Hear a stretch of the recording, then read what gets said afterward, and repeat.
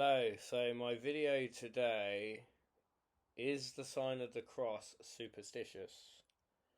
Now, this is something that I've been thinking about quite a lot lately, and seeing that Christmas is round the corner, I think Christianity's in the mind of a lot of people right now. Well, I'd like to think so anyway. And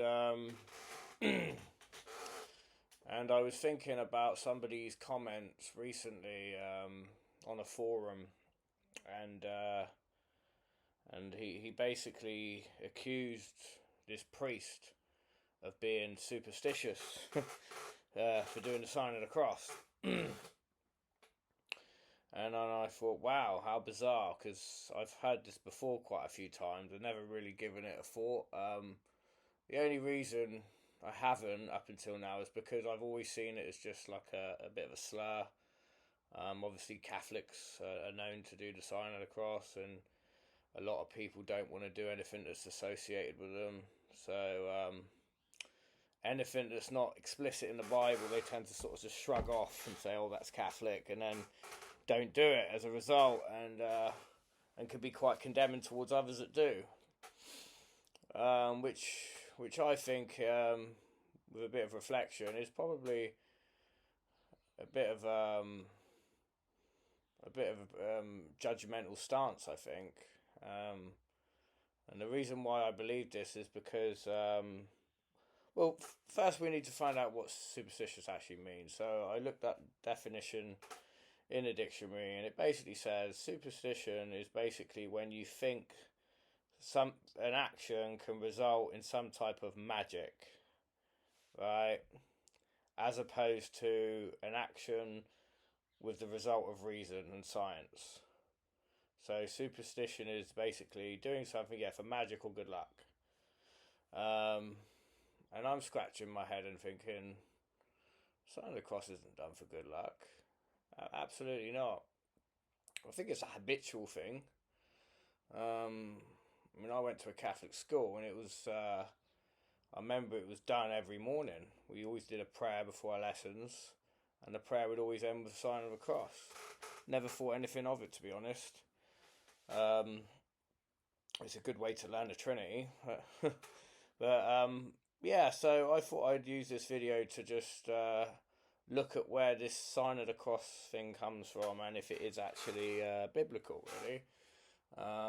So in the Bible there are references to doing signs and seals, and for example, in the book of Revelation, it talks about obviously the mark of the beast, the 666, and it says those who are of Christ will have the seal of the cross on their head. And obviously when you do the sign of the cross, the first thing you do is with the two fingers you hit the forehead, and then you go left, right. The Eastern Orthodox Church actually do it the other way around. They do it forehead with three fingers, and then right, left. There is debate that the Orthodox way was actually the original way of doing it, and then the Catholics changed it. But I don't really need to go into that, because I think this is the principle of it that I want to explore, and find out if it's right or wrong, or like the title of the video, superstitious. My conclusion, basically, looking at biblical references and things like that, not just what's in the book of Revelation, but throughout, even the Old Testament, there were ritual seals done by the Jews as a way of blessing themselves, and scripturally speaking, you can indeed bless yourself just as you can bless God. So I think where the issue lies, it's not that doing the sign of the cross is wrong and it grieves the Holy Spirit or God doesn't like it. I think it's more to do with many Protestant believers don't think it's an essential thing that you have to do, because many believe that their salvation rests purely on the faith in Christ, which is true, but obviously faith has to be demonstrated, and I think doing something that's habitual and every day, I think it is good to help you practice and live out your faith. I really do. It's like anything. If you go to the gym and you train your muscles and do exercise, you're going to keep yourself looking muscular and lean. You look good as a result. Your outward shows what you're doing in the inward, which is taking care of your body. So I think that applies spiritually as well. So I think that doing habitual things, and every time you do it, reflecting on God, can't be a bad thing. It really can't, because any signal, in fact, it is positive, especially if it's an evangelical tool. And what I mean by that is, for example, if an athlete does the sign of the cross before they go out on the field playing football or whatever, people are looking at that thinking, oh yeah, Jesus. It's kind of like little seeds that get planted. And if that athlete goes on to do well and wins, then it looks even better, because that's glorifying Jesus, isn't it? No different to wearing a cross, because that symbolises his death and resurrection as well. In fact, I could go as far to say wearing a cross pendant is just as superstitious as putting a sign on yourself. Right? So we have to be careful that we don't cast judgment at our brothers and sisters that do this sign of the cross thing. And I have to say, I was at an Anglican church 3 or 4 weeks ago, and the priest at the altar did the sign of the cross, and I would say half the congregation followed. So even Anglicans are on board with it and don't see it as an issue, and I've been told Lutherans do it as well. In fact, Martin Luther and Thomas Cranmer had no issue with the sign of the cross. All the things that they changed were not regards to that. So that's made me think quite deeply about this, and it's made me think that actually, it really is not a superstitious thing. And then I thought to myself, well, was it practiced by the apostles and the early Christians? And with a little bit of research, I found out that indeed it was. In fact, in 150 AD, Tertullian himself made a little joke and said, us Christians are wearing out our foreheads because we do it so much, the sign of the cross. And he said it's something that we do all the time, before we put our clothes on, before we cross the road, before we have something to eat. It was just constant habitual seal of grace that they bestowed upon themselves. And I thought, okay, maybe that's just one church rather saying that. And then I went on to read many others said similar things. Cyril of Alexander. So he basically spoke about it as well. And he wrote a beautiful monologue regarding it. And when they even see the sign of the cross, who was crucified by us, they shudder. For some men died for their own sins, but Christ for the sins of others. For him he did no sin, neither was guile found in his mouth. It is not Peter who says this, for then we might suspect that he was partial to his teacher.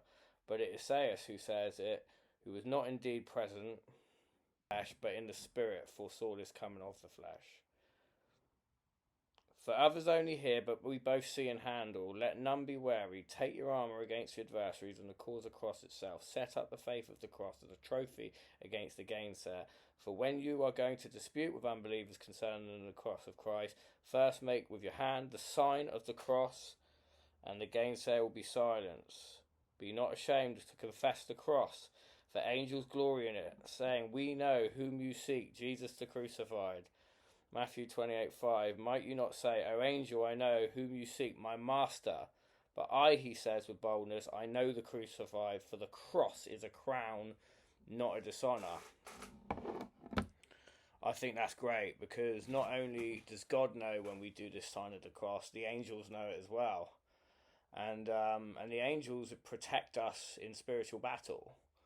We know from Ephesians 6:12, it says to not wrestle with flesh and blood, but to be mindful of the adversaries, the prince of powers, the principalities, the dark realms, evildoers and rulers of evil. Yeah, there is a spiritual battle out there, guys. Why do you think Ephesians goes on to talk about armor that we have to put on ourselves? Yeah, these are symbolic armors. Obviously, we're not literally going to put a helmet on and a shield, but they're symbolic, and that's the same as when you do the sign of the cross. It's a symbolic armor to warn us from the evildoers and the dark spirits.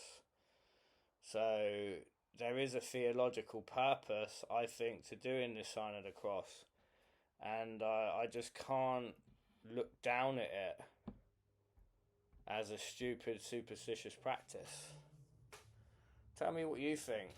Put in the comments below if you think I'm barking on the wrong tree here and I'm talking crazy. But I just feel like it's been going on for such a long time. I mean, Tertullian was around like, what, 100 years after Christ? Cyril of Alexander, I think there was others that talked about it as well. A couple of other church fathers. Yeah, and it's something that was kept at throughout. St. John of Damascus in the 6th century. We know it was done throughout. And the Eastern Church has still upheld that practice as well. So, yeah, it's not a Catholic thing. It's not a Roman Catholic thing that the Pope invented when he got his his big throne in Rome, under the basilica. It was something that has been done pretty much from day dot. It's interesting, even James, when he talks about helping the sick, and he mentions putting oil on their forehead. There's something significant, I think, with the forehead, and I think even in some churches they'll have holy water, and very often you'll see the person dip their fingers in the holy water and put it on them as well. And again, it's a symbol. It's a sacramental. The holy water symbolises a new birth. So you go into God's presence with a purity. And obviously water is a cleansing symbol. We've seen that throughout the Old and New. The parting of the Red Sea, Noah's Ark, always water. The splitting of the rock with Moses. Water always comes at a significant part in our lives. So when better than when you enter a church through the nave, you do the sign of the cross with the holy water. I made a joke once. During COVID, I went into a small Baptist church, and as we walked in, they had sanitizer bottles. And I made a joke to my wife. I said, yeah, so they've got these sanitizer bottles instead of holy water. So I'm saying, is this meant to be more effective than holy water? Because as Christians, we should have faith in that God can work through anything and anyone, and that can be objects. But water is not even an object; it's a living thing. Water flows. There is life in water. It's so yeah. I don't think it's outrageous to ditch the sanitizer bottle and say, no, I want holy water instead, water that's been blessed. And I don't think that's superstitious either. But if you agree with me, give this video a like. If you disagree, put in a comment below and say, no, I just think it's completely unnecessary and it gives the wrong message. Maybe you're worried it will make people superstitious by doing it. Actually, these people that do it 20, 30 times in one day. But what about the evangelism we can get from this sign of the cross? I remember watching Usain Bolt. It's one of the best athletes I think I've ever seen. Certainly in my lifetime anyway. And just before he ran that world record sprint, which was like, was it 9 seconds? And I think it was in the early 9s as well. And he did the sign of the cross. He did the sign of the cross and just blasted obliteration. Incredible. And then I look at one of the best footballers that I've ever seen, Pele. Cristiano Ronaldo, Lionel Messi, long list. They all did the sign of the cross. It's like, think of the message that's given. The heavyweight champion of the world. I remember Alexander Usyk in February this year. He was going up against a complete giant of a man, Tyson Fury. No one gave him a prayer that he'd win that fight. I remember him being referred to as the jumped up middleweight. He went in that ninth round after kissing the cross and then doing a sign of the cross on himself. He went into that ninth round like a man possessed. He absolutely obliterated Tyson Fury to the point where he was hanging on the ropes and the referee had to save him. What does that do? What does that send to the rest of the world? That sends us a message that God is king. Jesus is king. And he reigns supreme. And if you're in his side, no one is against you. Because no weapons formed will prosper. All the power and the glory is in Jesus' name. And if you honour that, if you receive that, what is it they say? Say it. Speak it, see it, receive it.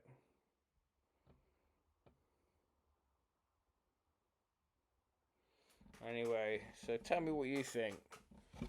And don't forget to subscribe. Take care, guys. All the best.